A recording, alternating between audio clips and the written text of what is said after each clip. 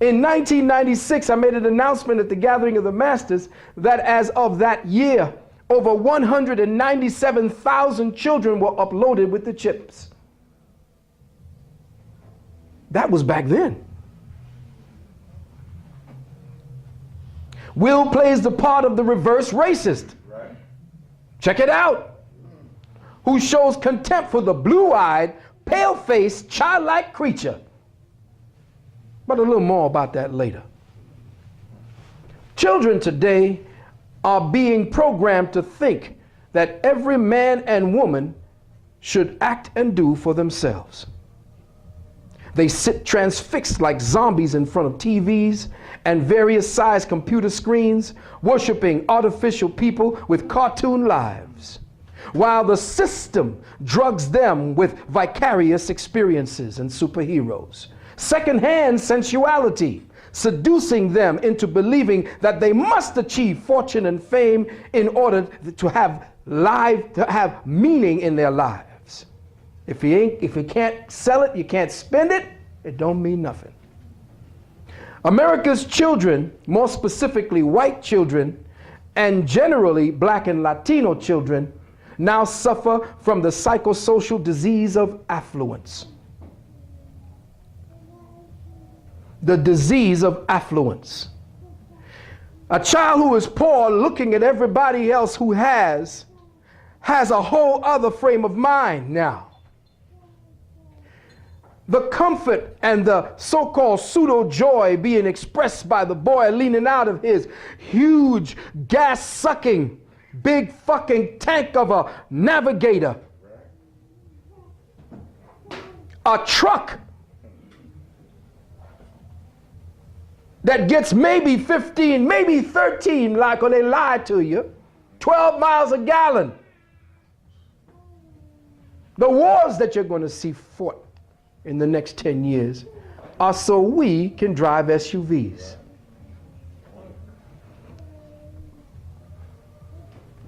This is why at the present time there are over 1,000 active serial killers operating in the world today, with 76% of them born and raised here in the good old USA.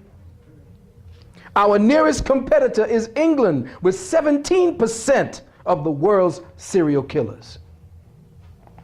But understand that while the US can claim the dubious distinction of spawning 3/4 of all serial killers operating today, we only constitute by number 6% of the world's population,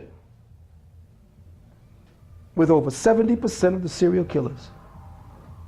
The profile of a serial killer is of no surprise to us. 84% of them are white, 90% of them are white males, 86% of them are heterosexuals, and 3% of them are men of color. Another example of the symptoms of toxic affluence, besides serial killing, happens mostly to white women. And that is bulimia, anorexia, obesity, which is for us the same, for black folks, depression and suicide. But the rate is going up in the black community now because black males are killing themselves at a higher level now. And this is from the richest country in the world. It's gotten so bad that psychiatrists are treating grown-ass men who are stressed out because their lives are entirely centered around the outcomes of professional sports events.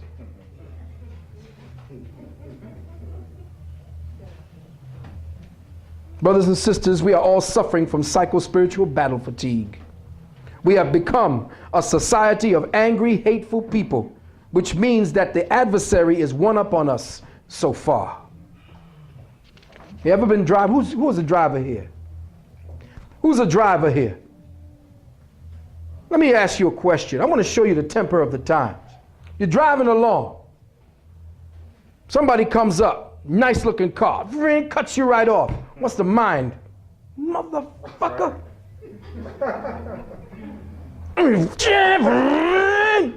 Right. I defy anybody to be driving in New York City and not be stressed out at the wheel.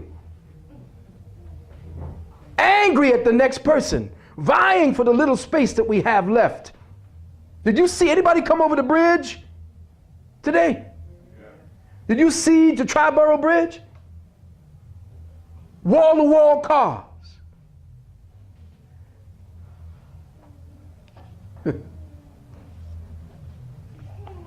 It's like we become a nation of hateful, angry, spiteful, selfish, self-important brats. And the saddest thing about it all is the ones that we are most angry, spiteful, and hateful at is ourselves. All of us are unknown victims of mental molestation. Let me say that again. All of us are victims of mental molestation. It's as if all of the oxygen around us is drying up with only a few pockets of air floating by, and we're all stepping on each other's faces just to catch our next breath. Crabs in a barrel. What has happened to reason? Where's the logic in all of this? Well, maybe to answer this, we need to first canvass the crime scene for clues. So much is happening so fast, and it seems that most of it is bad. The parasitic elite have stolen humanity's cosmic vision and our power to dream of a sane, safe, and fruitful tomorrow. They've substituted nightmares, poltergeists, and blood-sucking demons dressed as politicians, priests, doctors, and CEOs who drain the creative energies through the frequencies of fear. For example, the society teaches us that there are two things driving our present concept of civilization: killing and money. These two principles are the alpha and omega, the electric and the magnetic, the yin and the yang of our present world paradigm. These two principles are the pathological parents that have given birth to the greed, avarice, hatred, jealousy, covetousness, and helplessness suffered by humanity today. We are all trapped in a demonic dance of death and dollars.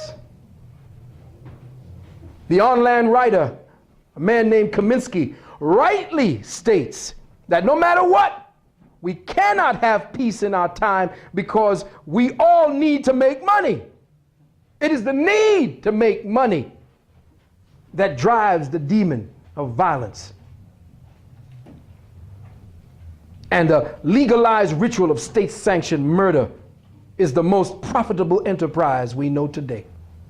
Thus, it is money, the so-called root of all evil, that becomes the necessity that keeps us alive, but inhuman. The old adage, for the love of money, etc., is now relative because one cannot love money, one can only lust after it. It was the lust of money that brought down the towers. It was the lust of money that brought us into Iraq. It's been the lust of money that brought us into, is going to be bringing us into Syria and Iran, Cuba, North Korea, China, and eventually into the streets of America itself for the lust of money. And it was for the lust of money that brought us over here in the first place. It is for the lust of money and power that our societal unit called the family has died. It is the lust of money and power that makes one religious mindset want to dominate another. Pope Leo IX, I believe, said, and I quote to his cardinals and his bishops, "We all know," quote, what a profitable thing this myth of Jesus has been for us. Pope Leo himself said that. So what is the lesson of society today? Simple. Honesty is an impediment to making money. Let me say that again. Honesty is an impediment to making money. Those who work for truth and harmony remain poor, barely getting by. Right. Our entire society is based on the bending, twisting, warping, and repression of truth. It is mutilated into abstract, unrecognizable shapes by pleasant-looking white men and white-looking black women on TV at 6 and 11 o'clock every day, so that it looks, sounds, and feels just like the twisted minds